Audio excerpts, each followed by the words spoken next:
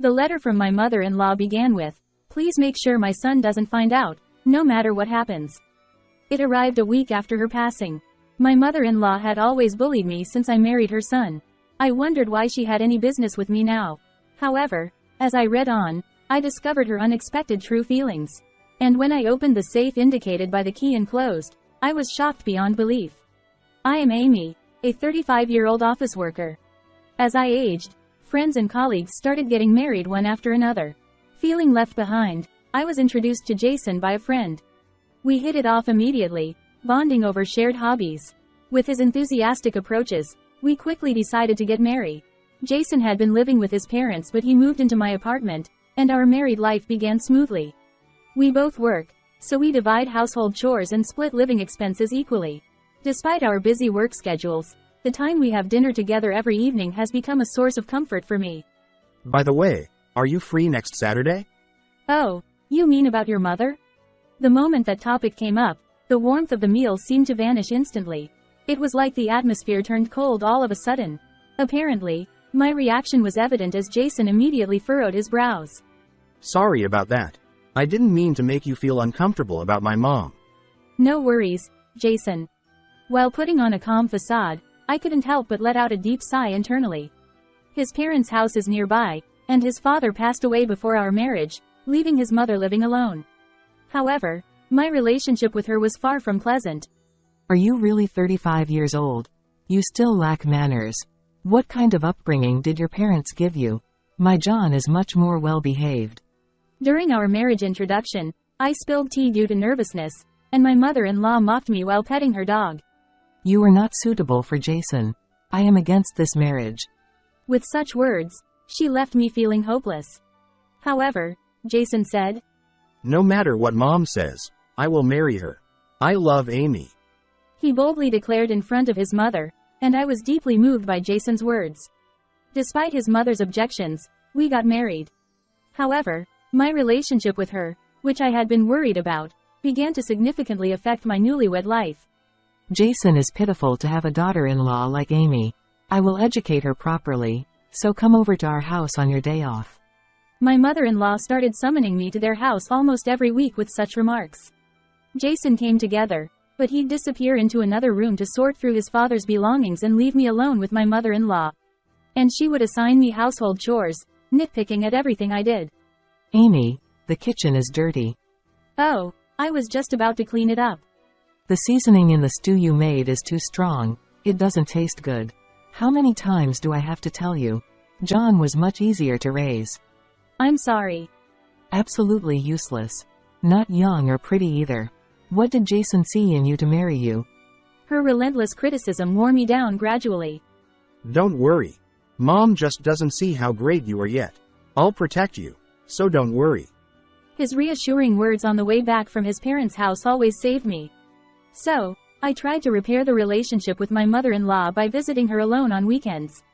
However, her attitude remained stubborn. I tried to keep a brave face, forcing a clumsy smile. Would you like to live together? Our apartment allows pets.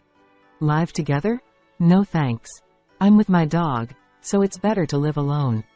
Her words made me bite my lip in frustration as she petted her golden retriever. I had invited her to live together several times, but she refused every time, due to my existence. From the perspective of outsiders, it must have seemed like a very strained relationship between a daughter-in-law and a mother-in-law. At first, I tried to make it work. However, no matter how much I tried to reach out, my mother-in-law's cold attitude only escalated. Despite my efforts to improve myself, I realized that I was simply being bullied by my mother-in-law. Women like you are a disgrace to our family. Just divorce and leave. When she started saying that, I reached my limit. I began to despise my mother-in-law, reducing my visits to her house and maintaining a superficial relationship with her. However, after 3 months of marriage and just when I thought I had come to terms with my relationship with my mother-in-law, my husband's attitude began to change. Damn it. Why is it always me? It seemed that he was having trouble at work. For some reason, he started taking out his frustration on me and things around the house. One day, after ending a call with his boss, he suddenly slammed the mugs we bought together during our dating days onto the floor, shattering them into pieces with a loud crash.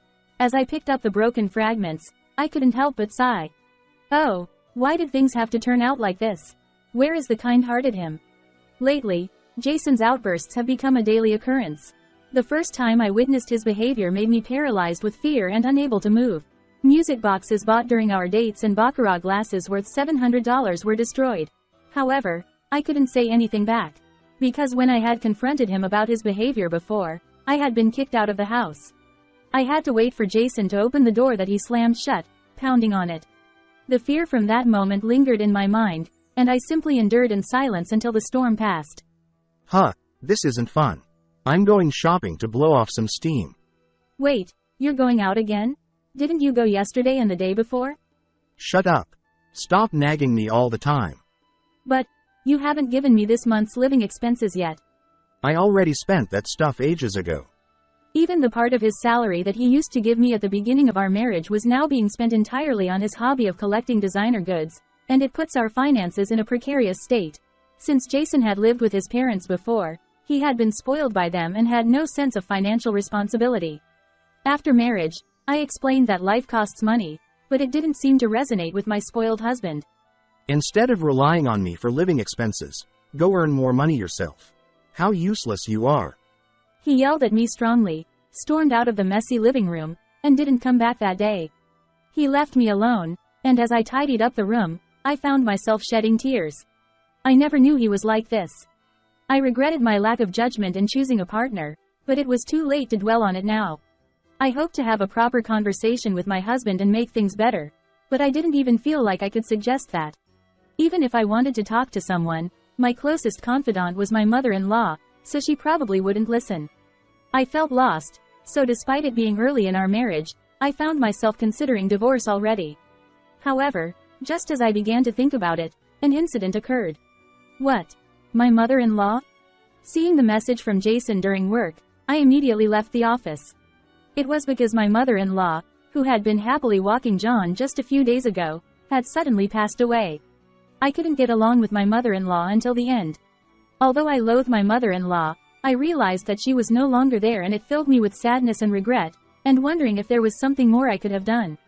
When I arrived at the hospital, my husband was by my mother-in-law's side, visibly shaking. She had slipped on the stairs, hitting her head hard, resulting in her passing away.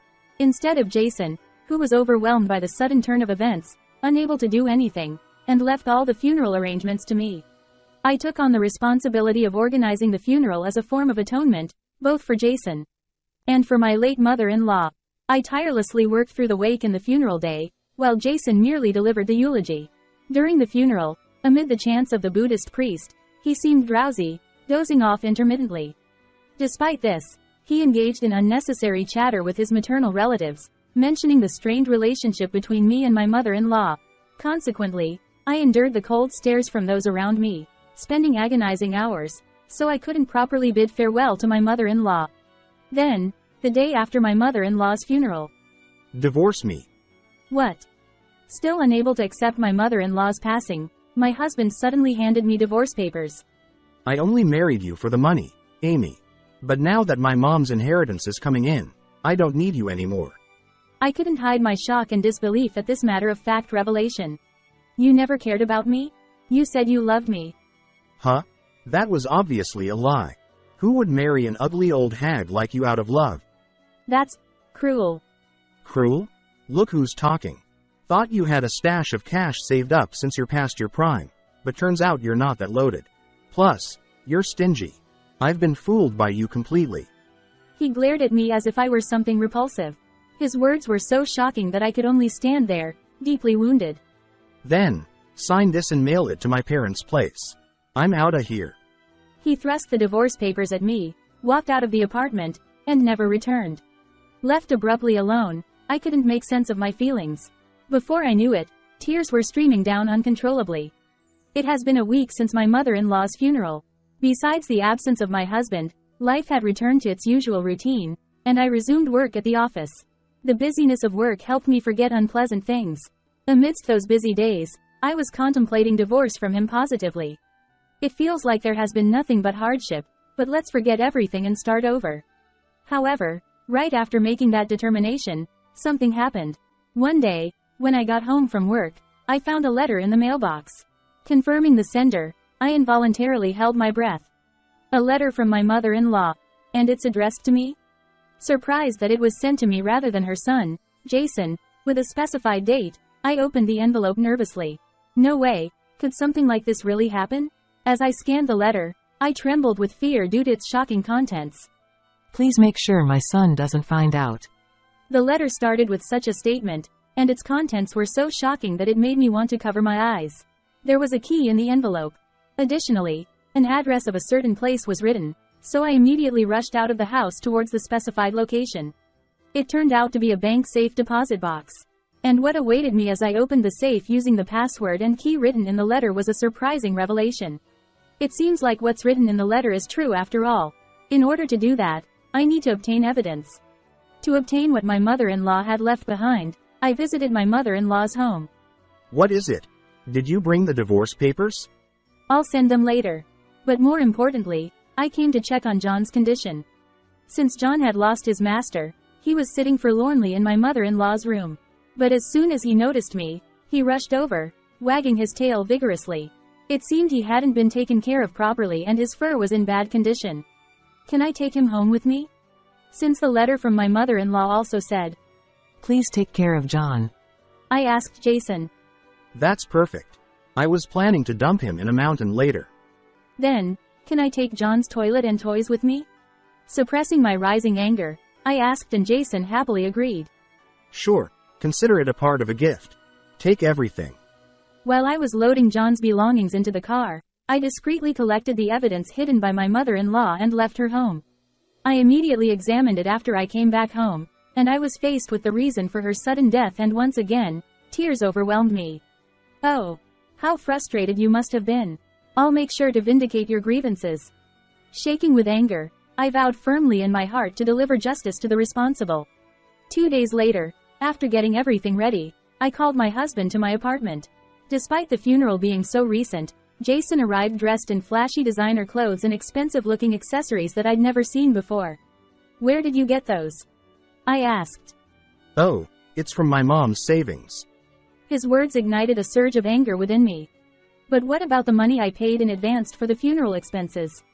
That's your responsibility as the wife. Jason smirked, clearly not intending to contribute a penny. I mustered my courage and confronted him with the truth. I received a letter from your mother. It contained the key of a safe deposit box in the bank. Guess what was inside?